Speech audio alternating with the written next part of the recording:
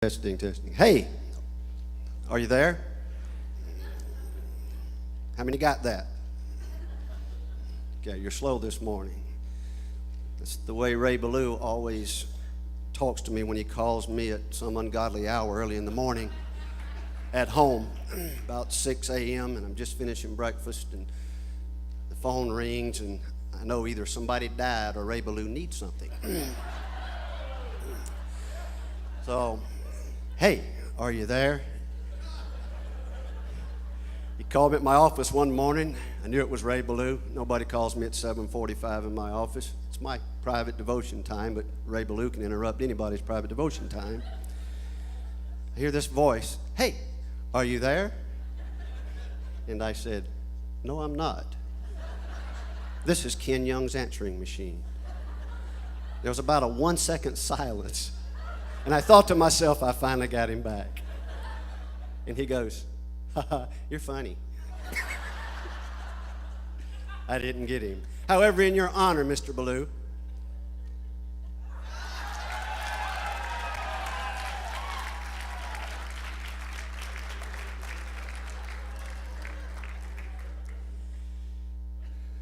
suspenders, because Ray Ballew lives a suspended life. God genetically engineered him to get into trouble without trying. He is a master at it. And bless his heart, he not only can get into trouble, but he takes other people with him. Usually can. Because he'll call me early in the morning and say, hey, are you there? And I'll say, I hope not. But it's like this. That means I've done something wrong, or I'm thinking about doing something and I know it's probably going to go wrong, so you tell me what to do so it won't go wrong. And I give him my advice. He takes it. He gets in trouble, blames it on me. I get in trouble, but I'm the only one who gets punished. Because God genetically engineered Ray Ballew to get into trouble, but not to have to bear any of the punishment for it. But all the rest of us had to, does anybody hear me? Come on now, you've been there, done that, bought the t-shirt, I hear you. Excuse me, the suspenders, I'm sorry. You're right.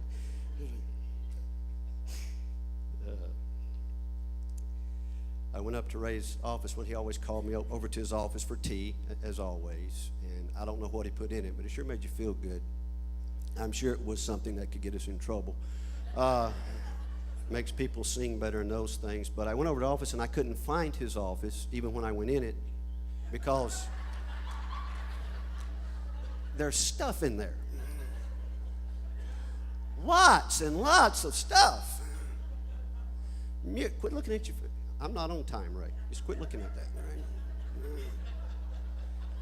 Right? Julie sends me this thing that says comments, not a sermon. A sermon's 45 minutes, comments about 5, okay? So I'm looking around for Ray in his office and finally found him under 427 sheets of music. He was squeezing out a lemon that had been there for weeks, I think, which may be the secret ingredient in the tea that makes you feel good. I'm not sure. But, there's something about a brown lemon going into your tea. He would call me often. Every year he did the little chairs. He had the students make little chairs in the humanities class, and he'd call me to grade them. And then he would call another professor who was not quite a hard as grader as I, and he would say, now Ken's going to give them B's, C's, D's, and you need to come up one letter grade, and then I'll average them so the students can pass. And we would be looking at the chairs, and he was very honest about it. He had numbers on the chairs. We didn't know who the students were, so, we were very fair about it. And I'd look at a chair, and I would say something about it, and he would pick it up and check it and then look back at me and says, well, are you sure it does have this? Don't you think you can come up to a C plus maybe? And I would say, no. And then he would turn to David, his Baptist friend who was here at the time, and say, what do you think, David? No two Baptists are going to come on the side of a Pentecostal. So I lost every time. However, more students have graduated now because of the Baptist up that cabin. Because we Pentecostals are all about judgment. We're not about grace. No. I do have to tell this on you, Ray. I sat with Ray in chapel quite a bit because I like to feel his anointing flow on me. And we were really moving one day in chapel. I mean, I was even getting excited. And for me to get excited was probably a miracle of God.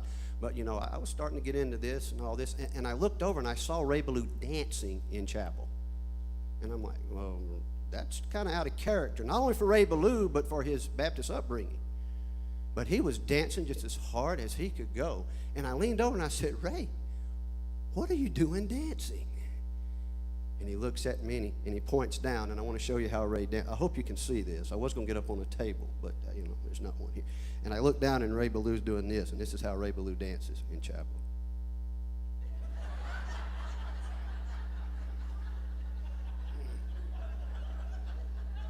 Only one foot. He has to stabilize himself with the others in case the suspenders don't work. But it's right. I hope that doesn't get back to your pastor. That not only did you dance in chapel, but you sang Pentecostal fire is falling, for crying out loud. Goodness. I could understand Baptist waters are flowing, but Pentecostal fire is falling. That's a very difficult thing. In all seriousness, Julie sent me an email, I think Thursday, it may have been Wednesday, and she says, oh, by the way, you're giving the comments in chapel, well, whatever it says. Best funeral service I've been to in a long time. And I'm like, you could have given me 6 months to come up with something, because Ray Ballew is Ken Young's friend, and that's the only way I know how to put it. And I have a tapestry of life I keep every year, and I go through and put special people's names on it who have impacted my life, and a few people make that list, and this gentleman here is one who makes that list. It's the type of man he is.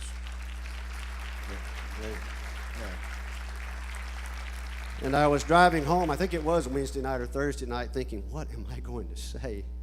And I thought of a few things. I just started crying in the truck on the way home. People driving by, I thought I was having a spiritual experience.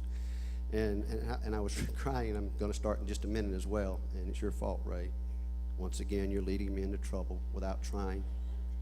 And I'll follow you there. Blind, leading the blind. But I said, there's nothing you can say about Ray Ballew, because his life says it all. I've known him for 11 and a half years now, going into my 12th year here, and he befriended me, and I have befriended him. I hope he knows that. Most of the time when he sees me, and it's been a day or two, and he agrees with me, I don't think he's ever said, hello, Ken, in 11 and a half years.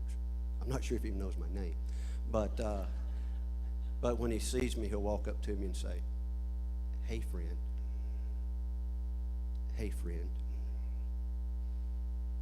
And that means more to me than if he knows my name. Because I'm not just another person to Ray Ballew. I don't think any of us are just other people to Ray Ballew. We're friends. It's a strong word. It's a mighty word. And I am proud and honored not only to call Ray Ballew my friend, but to be called friend by Ray Ballew. That means something, because he means it. He's serious about it. As much fun as he has, and as much fun as we have with him, he's serious about it. He's a friend, but he's more than a friend. And you may not see this, and Ray Ballew may not even know it, but Ray Ballew is a shepherd. He is a pastor. He has a pastor's heart. He thinks like a pastor. He leads like a pastor. I've heard the word influence 5 or 6 times already. How Ray influenced me, that's leadership. And how Ray Ballew has influenced all of us. He has a pastor's heart. And he takes care of students. He takes care of faculty members. He takes care of staff members, even though he eternally is leading us into trouble. He does take care of us while we're there. He reminds me a lot of Moses.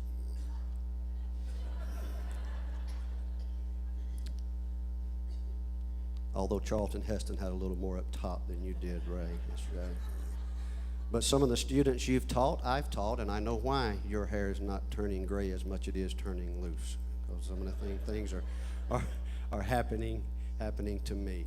We pick on Ray a lot. He is our resident Baptist, our only resident Baptist, and we're blessed to have him because he gives us some kind of ground in the midst of Pentecostalism. And I'm Pentecostal, and I love it, so don't take it the wrong way. But I want to tell you, there is not on this campus, in this state, or on this earth, a more spirit-filled, spirit-led, spirit-anointed, spirit-driven man than Ray Ballew. And I thank you, Ray.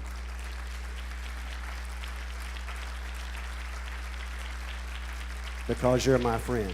God bless you.